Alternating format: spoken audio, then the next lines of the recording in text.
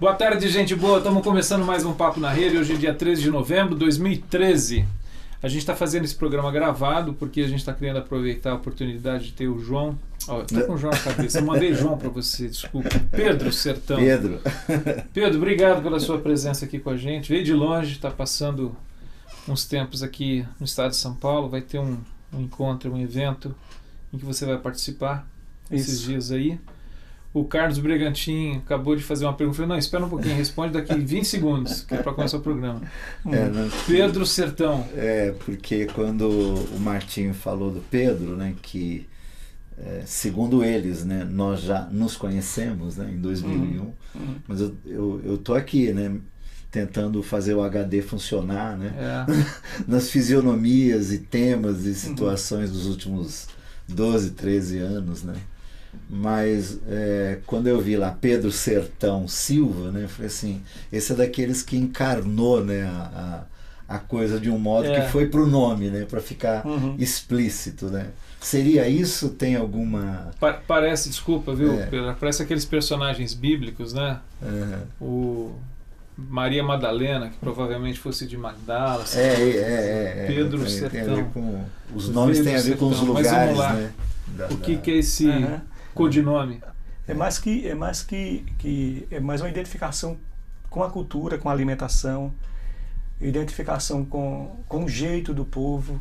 Embora seja paraibano, eu sou paraibano, nascido no litoral norte, às margens posso colocar assim, às margens da reserva Potiguar, que é uma reserva que até hoje tem litígio por conta, uma área de plena produção da monocultura da cana, que por sinal não tem trazido muitos benefícios à população do litoral norte nem do litoral sul da Paraíba. A monocultura de cana... Quais são os nomes das cidades lá? O litoral norte especificamente, eu nasci em Pedro Regis, é um município recém-emancipado, foi emancipado em 96. Sou filho de uma oligarquia política da região, né, um pessoal ético na questão da coisa pública, mas muito conservador. Eu estou me referindo a meu pai, meu avô que foi fundador da cidade. E próximo um município polo chamado Mamanguape, né? Eu me refiro à micro-região do litoral norte, na fronteira ali já com o Rio Grande do Norte, sou dali. E no processo de imigração interior para a capital, início dos anos 70, nós fomos morar numa cidade da periferia de João Pessoa, chamada Bahia. E a minha infância foi ali na periferia, a minha adolescência mais próximo à praia, ao mundo artístico ali de João Pessoa, intelectual. Já convertido ao evangelho? Ainda não. Não. O processo de conversão... Era religioso, era católico. Era não praticante de nada, né? Materialista. E em meio à efervescência antes dos diretas já, né? Durante os diretas já, eu estava nos meus 19, 20 anos de idade. Aí lembro-me das passeatas dos que estavam lá bem engajados, direta já, depois Tancredo já. Aí veio a crise. Eu fazia jornalismo na época na UFPB. Aí veio a crise existencial, veio o vazio na alma, tudo isso. E aí eu abandonei o curso, né, falando um pouco do processo de conversão, já que você provocou. Abandonei o curso de jornalismo e de filosofia, que eu estava namorando as duas vertentes, fazia 2 cursos. E procurei acalmar minha estrutura de alma. Não sabia exatamente aonde. Aí veio então, começou a eclodir dentro de mim o processo os versículos bíblicos chaves, né? Jesus promove a paz, Jesus é o caminho, né? E você tinha esse resíduo, vamos dizer assim, dos versículos da onde, Pedro? Influência, né? Tinha parentes, tinha amigos próximos que falavam sobre o Evangelho. Entendi. Né?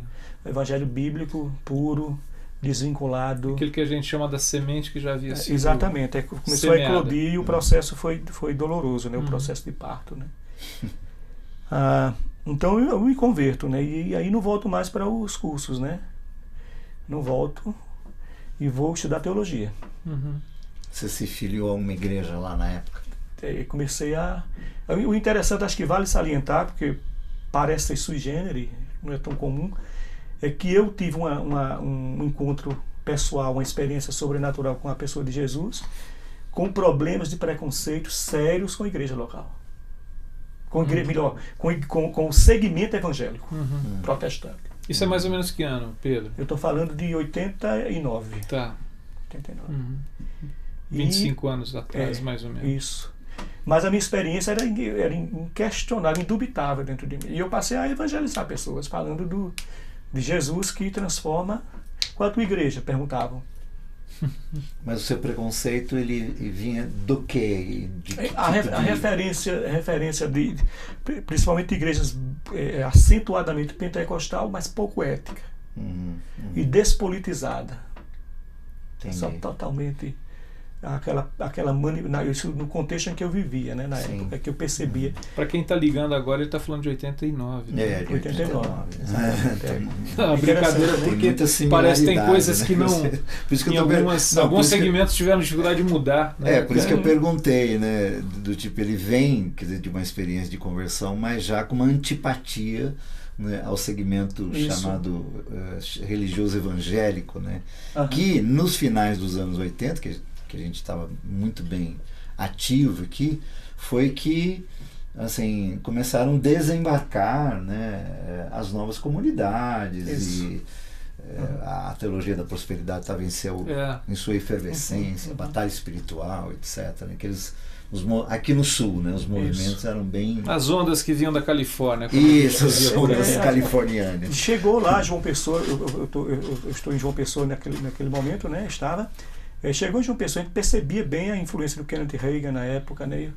E eu deslumbrado com o Cristo e com a presença, né, o mover dentro de mim, mas ao mesmo tempo ressabiado com questões, né, por exemplo, a ênfase consumista como bênção, conectada à bênção, isso não me convencia. E os escândalos sobre escândalos que eu percebia na percepção micro, né, no relacionamento ali e nas divulgações mais amplas que já existiam na época, né, me fazia lamentar. Mas eu tinha uma coisa que me segurava bem, eu tive uma experiência com a pessoa de Jesus independente e desvinculada da instituição. Né, da igreja, inclusive até a igreja local, com esse formato templário, por exemplo, né? E então isso não me abalava. Mas eu compreendo quando pessoas chegam com a igreja e são impactadas com a revelação da palavra e se escandalizam e fogem. Porque essas pessoas, elas aceitaram o pacote completo. Eu aceitei o grupo evangélico, ou vamos chamar assim evangelical, né, para ser mais... Eu aceitei porque eu não conseguia identificar, não existia no meu contexto nada paralelo a isso. Hoje eu sei que tem.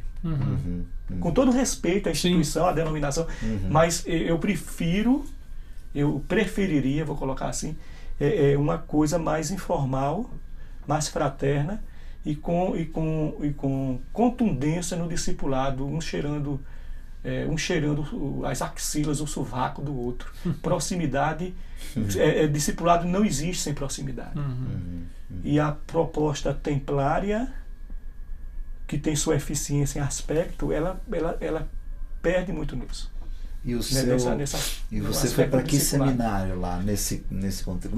Aliás, se você não estava em igreja local, como é que te recomendaram para o seminário? Porque tem então, no processo... Esses mecanismos, né? 6 meses depois da minha experiência pessoal, eu trabalhava num banco, lá em João Pessoa, eu evangelizei todo mundo lá. Qual é a tua igreja? Não tem igreja ainda, estou estudando. Né?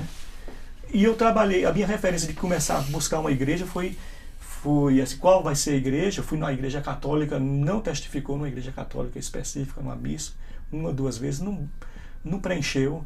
Estive numa Assembleia de Deus. Antes fui no Centro Espírita kardecista. A minha identificação com o kardecismo na época foi por conta da ética muito interessante do kardecismo. Né? Mas não deu, né? Não harmonizou e eu entendi que não era. Depois peguei respaldo teológico, que graças a Deus, questões teológicas, com todo respeito à linha kardecista, né? Mas a teologia é divergente com relação ao cristianismo. Aí então eu fui numa Assembleia de Deus. Isso tinha referências de pessoas próximas, como eu citei anteriormente, parentes. E na Assembleia de Deus testificou algo em mim assim. Mas eu passei pouco tempo na Assembleia por conta exatamente de outras, dos enxertos, né, na doutrina, na teologia, extra-bíblicos. Passei pouco tempo, não passei um ano, né? Mas foi interessante porque uma caminhada, isso é uma experiência pessoal, mas foi pelo aprofundamento e a identificação com a oração. Isento da motivação, não estou entrando no mérito da motivação, por que eu estou orando e qual é a minha história, mas a oração ligada diretamente a relacionamento pessoal com a divindade, com Deus. Para mim foi muito importante isso, mas não demorei muito e eu estava totalmente rendido. Não estava afim não tinha referência, e a igreja que eu tinha mais bloqueio era igrejas do estilo da Assembleia de Deus. Mas eu estava totalmente rendido e eu creio que Deus assim me honrou nesse processo, né? Pouco tempo. Depois passei para o Betel Brasileiro. Betel Brasileiro tem uma teologia interessante, embora seja muito conservador na perspectiva sociopolítica. Ainda é. Né? Mas eu aprendi muita coisa no Betel também. Aí nesse período eu casei-me com Sueli já com chamado missionário, pulsante, né? Hoje é pastora comigo. Né? Sueli já era do meio. Já era do meio. E nós nos mudamos e por questão geográfica, em 95 passamos a fazer parte da Batista da Convenção Independente. No caso era Batista Betel. Na cidade. Mas o seminário foi o Betel Brasileiro? O meu seminário foi Juvep. Juvep. É seminário teológico da Juvep lá em João Pessoa. Tá. E nesse ínterim, antes de terminar o seminário, o Sérgio, presidente da Juvep, me chama para trabalhar com eles. Juvep muito interessante na questão da evangelização, conservadora politicamente como o Betel, bem conservadora. E eu cheguei, eu lembro de Carlos Queiroz, né, a gente conversando, ele fez uma leitura, né, do meu compartilhar, como estou fazendo agora. Você chegou na Juvep e foi sábio, trabalhou suas percepções sociopolíticas em doses homeopáticas. Isso não teria durado muito. Né? E eu acredito que nesses anos, né, desde 91 como aluno, 95 como alguém engajado, né, como missionário, a gente trouxe uma contribuição. Explica para quem, que tem gente vendo e ouvindo a gente, daqui do sul, do centro do Brasil, que não sabe o que é a Juvep. O que é a Juvep? Certo. A Juvep, a sigla, ela se descaracterizou, mas o significado é Juventude Evangélica Paraibana. E a motivação inicial foi aglutinar, vou tentar ser objetivo aqui nessa exposição sobre a Juvep, aglutinar a juventude em João Pessoa, independente da denominação, em eventos, em congressos, simpósios. Né? Em 83 foi feito um congresso com o objetivo de identificar no interior do Nordeste, identificando e divulgando ao mesmo tempo, no Congresso, até com o Dr. Russell Shedd, foi um dos preletores. Se não me falha a memória, Edson Queiroz estava também. Os municípios carentes ainda sem igreja evangélica por lá. Região. Aí foi identificado muito município sem uma igreja, 0% de evangélico. E com essas informações, então aconteceu. A missão foi desafiada e desafiou os jovens que estavam naquele congresso. E aí começou a sequência de projetos missionários, conectado com o objetivo de plantar igreja em municípios do interior da Paraíba, inicialmente, sem presença evangélica. E a Juvep trabalha com esse projeto desde 82, impactos. Né? Então é o eixo principal da Juvep. Hoje a Juvep trabalha com treinamento de líderes transculturais. Bárbara Burns está coordenando. A Bárbara está lá, né? Está lá com a gente. Está coordenando o seminário, o centro de treinamento para missões transculturais de formação. Tem um seminário teológico com o objetivo de formar pastores, né, para as igrejas. E centros de treinamentos de formação teológica no sertão. Temos 2 centros hoje, um em Itaporanga, que eu dirigi por 10 anos ele, e temos outro em Souza, a Juvep tem outro em Souza. Então ela trabalha aí, promove congressos, né? Recentemente houve o congresso nordestino de missões, o 2º, em João Pessoa. Muito bom, muito relevante, né, para o Nordeste, uma boa assistência lá.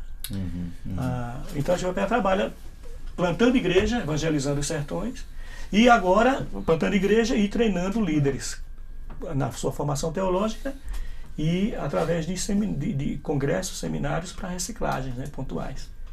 E agora está despertando, está se estruturando para a obra social, com mais consistência. Agora está começando. Pedro, quando é que você faz um direcionamento da sua caminhada ministerial, vamos dizer assim, para o sertão? Ok. Quando é que surge esse chamado, essa vocação? Você percebe isso? Em 95, nós começamos a trabalhar na área de pesquisa, na Juvep. Eu saí do banco e entrei, dando passo, como a gente chama de fé, né? A Juvep, na época, não tinha muita estrutura para sustento. Ele aceitou o desafio, né, por discernimento. E a gente, então, nós estruturamos o departamento de pesquisa da Juvep, andamos da Bahia ao Maranhão, né? Passamos a ensinar no seminário teológico lá de João Pessoa. A pesquisa tinha ênfase missões. ênfase em missões. Dados relacionados identificando regiões carentes. Tá. Regiões carentes e gente carente. Gente carente. Identificando o perfil do líder, quem é o líder sertanejo, evangélico, qual a sua visão. Isso foi se aperfeiçoando, né? No início não estava muito claro. Essa coisa foi se aperfeiçoando ao longo dos anos, né? E nós formatamos um material chamado Perfil Religioso do Nordeste, na época que foi bem divulgado aqui no Brasil. Tivemos o apoio na época da CEPAL, que estava em parceria com a gente, né? A Visão Mundial patrocinou a nossa pesquisa bem minuciosa. Isso eu já estou falando já em 2002. Fizemos um trabalho bem criterioso. Isso. Naquela época, você lembra, Pedro, assim, talvez alguns dados, algumas coisas que essa pesquisa mostrou naquela época, dessa realidade do ambiente que vocês estavam pesquisando? O que chamou a atenção naquela época? Foi constatado o crescimento bem acentuado, nós constatamos isso, ficamos alegres, nas cidades, dos anos 80 para os anos 90, houve um crescimento, assim, a quantidade de igrejas nos municípios, né, na sede municipal. O percentual evangélico, né, foi elevado. Foi bastante elevado o crescimento. Mas também foi constatado um outro grande desafio, a zona rural. Na região de Itaporanga nós fizemos... Aonde pudemos chegar com o carro, nós chegamos. E constatamos que 80% das casas nunca tinha recebido a presença de alguém com uma palavra evangélica, uma palavra sobre as boas novas do evangelho de maneira clara. Já, tipo, eu lembro de uma senhora, dona Zefinha, né? Lá no sítio, o nome do sítio Cobra. Dona Zefinha, chegamos lá, já apareceu algum crente por aqui? Eram perguntas mais abertas assim, né? Ela nunca tive o privilégio de receber um crente na minha casa. Né? Mas se vocês são crentes, são bem-vindos. Vamos entrar que eu vou fazer um cafezinho pra gente agora. Para mim é uma honra. Em contraste com o seu Antônio, em outro sítio que não me vem à memória agora. Nunca veio um crente aqui, eu não quero que venha não. E se vier algum, vá para baixa da égua. Né? Eu lembro que na época eu tive dengue, muito estressante o processo de pesquisa, sabe? Sol, lama, porque estava chovendo, intercalava, né? Às vezes sol a pino, e às vezes chovia, e atoleiro. E eu falando com o Lourenço Kraft, que era o cara da pesquisa da CEPAL. Pesquisador. Esse cara, eu vou desistir, tá difícil. Lourenço e Stefânia. O Fernando Pedro está trazendo à memória alguns nomes, né, que é parte da história, né? Isso, da nossa, inclusive. Né? Nós fizemos um rally com o Lourenço, por falar nisso, o Lourenço e Stefânia, muito interessante, em 99, antes dessa pesquisa, né? Que fiz lá sob a orientação dele. Só fazer uma ressalva, que a gente falou das ondas da Califórnia, né, Brega? Assim, para não dar a impressão que é uma crítica àquilo que vem da América do Norte, mas eu acho assim, por outro lado, tem uns camaradas que a gente conhece que deixaram um ambiente socioeconômico tão próspero e abundante, né, para se meter em lugares desse país, o Brasil, sobretudo décadas atrás, em que a situação era muito mais crítica que muito hoje. Pior, né? Então, assim, o Lourenço, a Stefana, a esposa dele, tantos outros que a gente conhece que são missionários, chamados missionários americanos e europeus, que a despeito de toda essa questão que a gente discute... se despojaram, né? Exatamente. Para poder servir. É verdade, Lourenço era um testemunho. Alguns se aculturaram, inclusive. Exato. Né? Aliás, lá no Nordeste tem alguns assim, bastante aculturados, né? Inclusive no sotaque nordestino, né? Tem gente tem gente que eu respeito muito lá, há muitos anos, né? Agora, Pedro, assim, desse ano John, que vocês...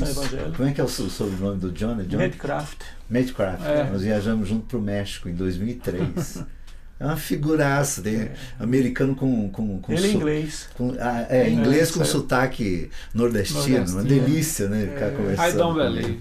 É muito bom. Mas assim, desse ano que vocês começaram a fazer a pesquisa para hoje, você vendo o quadro hoje, né?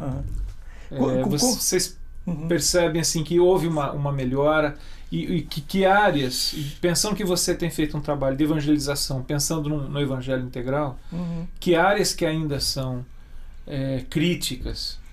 Ok, e como eu estava colocando... Desse retrato aí de quase 10 anos, 12 anos para cá.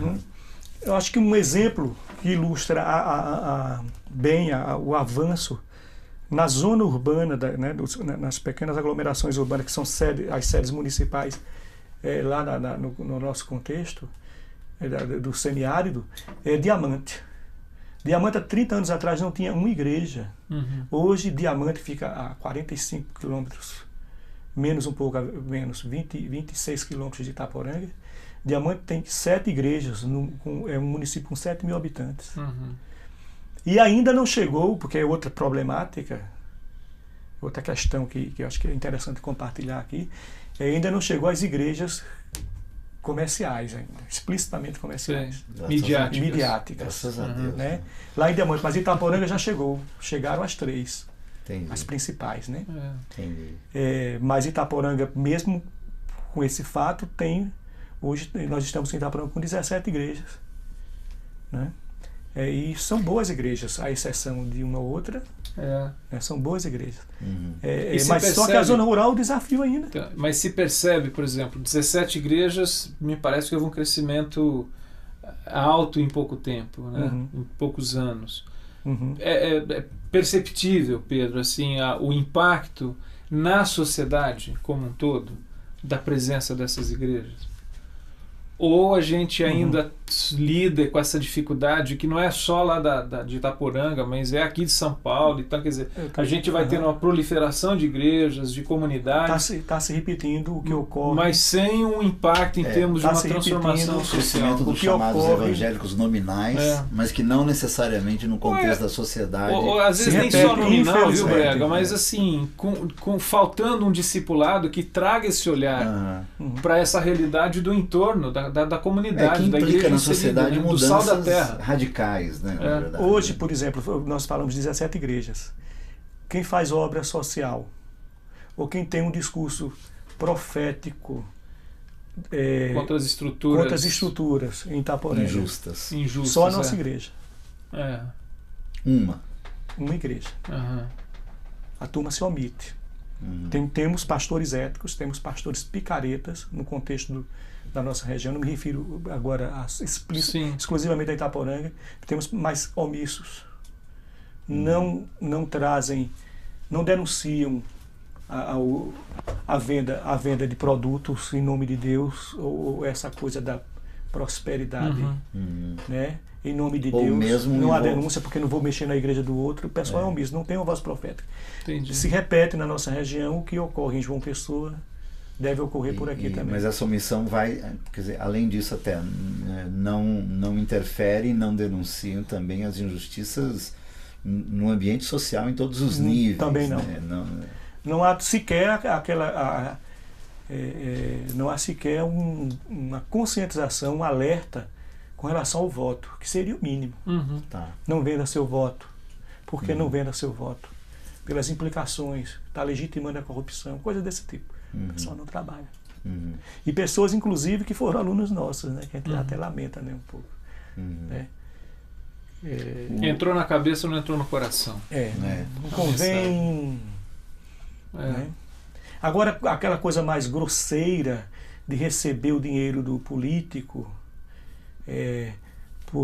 naquela coisa maquiada, né, a pretexto do tijolo da igreja que vai fazer um quarto do telhado. Os nossos ex-alunos não entram mais nisso, não. É explícito demais, né? Fica. Mas a omissão, infelizmente, ainda ocorre. Eu estava pensando por causa do tempo, a gente talvez falar um pouquinho, Braga, sobre eu queria, a Casa da Vida. Antes um pouco, eu tinha falado da sua rotina, né? Tinha perguntado sobre sua rotina, seu dia a dia, e que tem a ver com a Casa da Vida, né? Que é a ONG que você criou e lidera para viabilizar processos e projetos no cuidado de pessoas, você chama de vulneráveis. Isso. Como é que é esse dia a dia de vocês lá?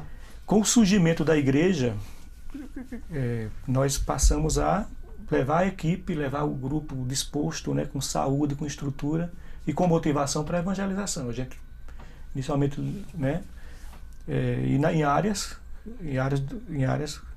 onde estão as pessoas vulneráveis, naturalmente. A vulnerabilidade econômica, vulnerabilidade emocional, crianças vulneráveis,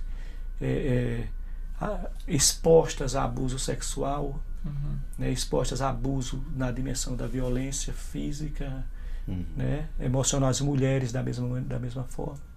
Nós temos, infelizmente, eu acho que é uma questão, eu sei que é uma questão cultural latino-americana, a opressão do homem na mulher bem mais acentuado, mas no sertão, no Nordeste, mais ainda no sertão, é bem mais a opressão.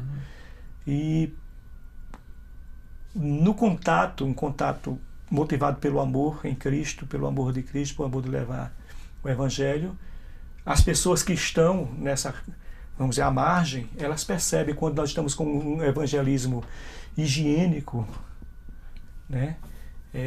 Ou seja, eu estou te evangelizando, mas mantenho uma distância, e quando é um evangelismo motivado pelo amor. E quando é motivado pelo amor, elas se aproximam. E elas sinalizam, me ajude. Né? Nós ouvimos isso na área do meretrício lá em Itaporã, profissionais do sexo, tanto masculino quanto feminino.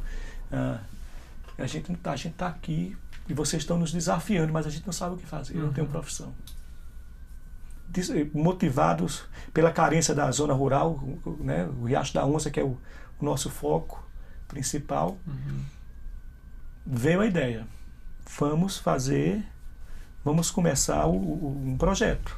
Depois o nome veio, passou a ser Casa da Vida, que inicialmente a ideia inicial era cursos profissionalizantes pertinentes à região, fácil de assimilação e de curto prazo, para trazer essa moçada. Aí começamos com um curso A ideia era oferecer subsídio para essas pessoas começarem a andar. Alternativa. Sair da coisa.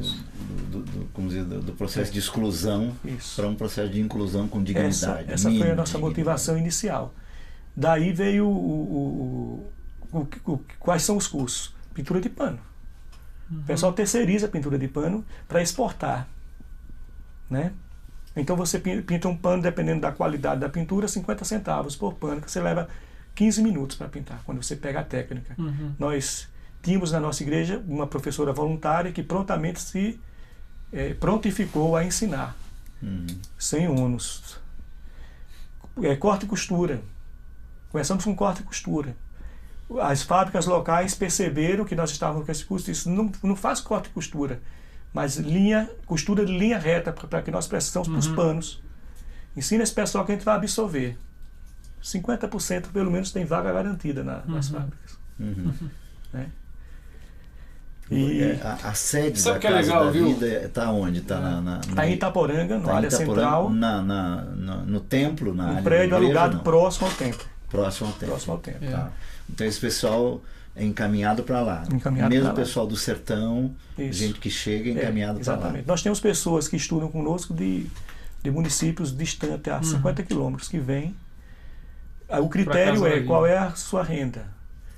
Né? Aí como comprovar? O cartão do Bolsa Família é um comprovante. Né? E outras referências. Né? Tem que ser o pessoal e aberto. A nossa prioridade era o pessoal do profissionais do sexo. Só que eles eram arredios, estavam. Não chegou ninguém. Chegou ninguém. É desconfiança, né? A discriminação é natural. Com 6 meses depois, começaram a chegar mulheres profissionais da área, outras com que chama lá, popularmente conhecido como ROI. É conhecido, né? Que é a área do baixo meretrístico mesmo. Aí foram chegando devagarinho. E o que eu fiquei alegre, eu acho que 9 meses mais ou menos, cursos de 3 meses, cursos de 6 meses. Mecânica de moto é um mecânico da nossa igreja que quando soube, disse, ele compartilhou, não com a gente, mas com um amigo nosso, e esse amigo chegou, ele disse, olha, o irmão lá não vai querer ser professor de mecânica de moto, eu estou falando de 5 meses atrás. Vou ensinar ele do jeito dele lá, né? Parece que eu estou vendo. Eu não vou ensinar minha profissão para esses caras aí, não. Eu não vou, vai que você vai roubar a minha clientela de jeito nenhum. E nós ficamos orando, né? E deixando, daqui a pouco ele chegou espontaneamente, eu quero ensinar. 4 meses depois, aproximadamente. E pão hoje ele está vibrando. Isso aí, viu? Fala. É o pão nosso de cada dia nos dá hoje. Né? É repartir, né? Repartir o que eu acho muito bacana, ouvindo você contar isso, eu falo assim, isso é boa notícia, né? Essa é boa notícia. Isso é boa notícia, isso é evangelho, chegando e transformando o coração, transformando vida, transformando realidades, transformando disposições, valores. A gente se realiza muito com essa coisa aí, que é muito bom. E ele está realizadíssimo, já está com a segunda turma. Né?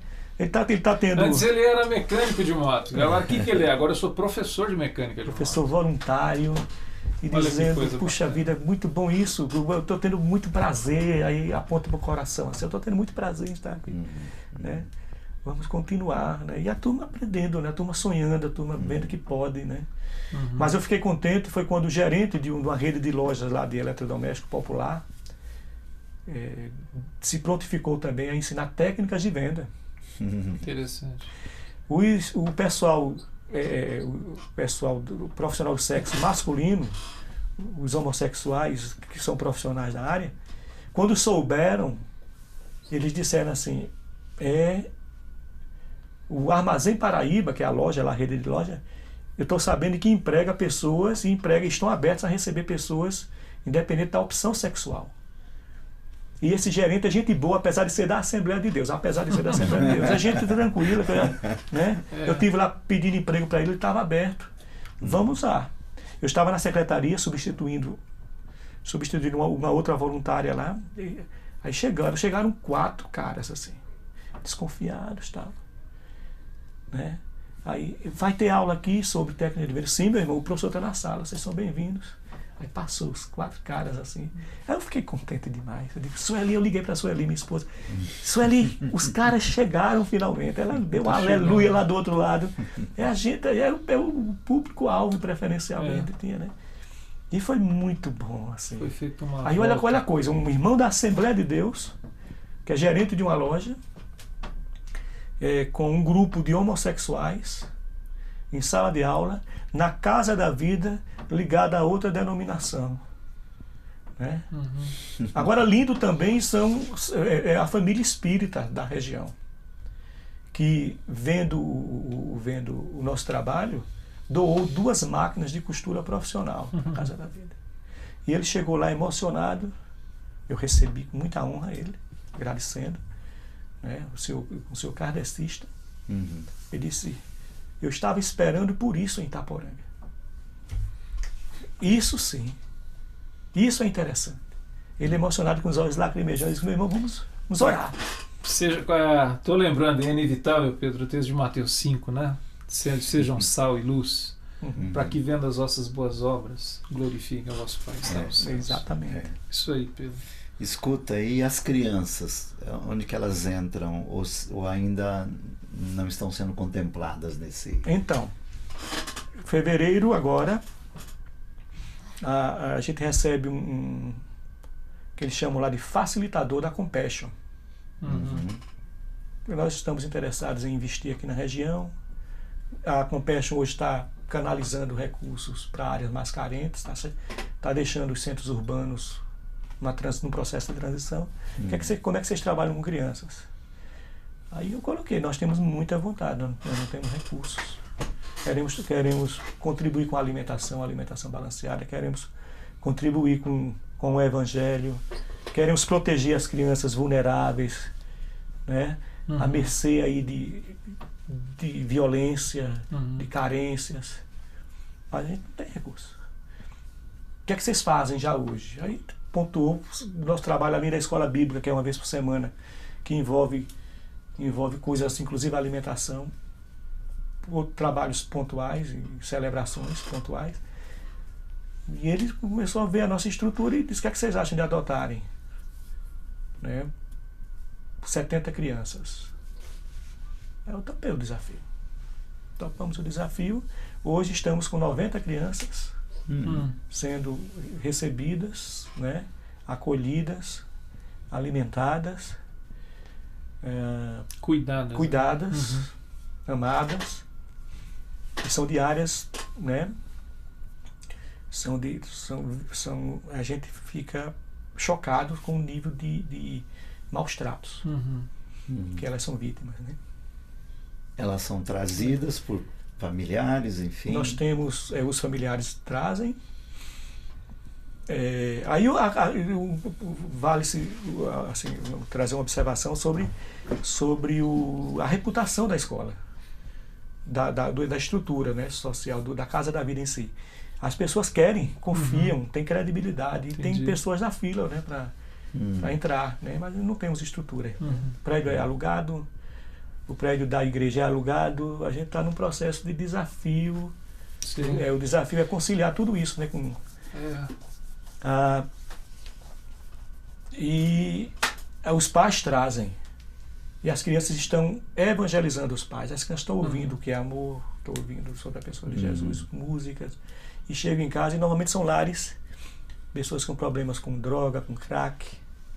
Crack é uma epidemia gravíssima no Brasil, que tem que ser feito um trabalho. É questão de segurança nacional, e os governantes, é uma coisa de governo, tem que trabalhar de maneira muito séria, né?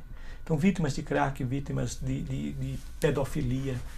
A pedofilia, incesto, atrelada ao incesto, é muito mais grave do que a gente possa imaginar. Né? A gente conhece a ponta do iceberg. Sim.